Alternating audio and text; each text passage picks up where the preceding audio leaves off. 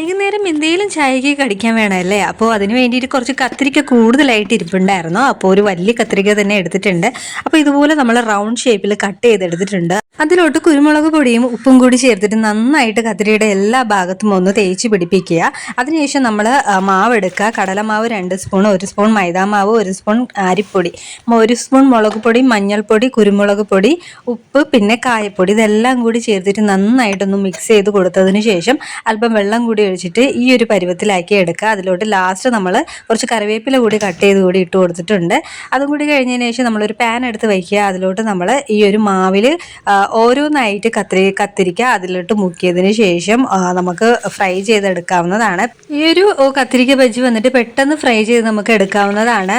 ഒരുപാട് നമുക്ക് കാത്തിരിക്കേണ്ട ആവശ്യമില്ല കേട്ടോ, പെട്ടെന്ന് നമുക്കത് ഫ്രൈ ചെയ്ത് കിട്ടും. അപ്പോൾ നമ്മൾ നല്ല രീതിയിൽ നമ്മൾ ക്രിസ്പി ആയിട്ടുണ്ട്, നമ്മൾ കത്തിരിക്ക ബജ്ജി സെറ്റ് ആയിട്ടുണ്ട് കേട്ടോ.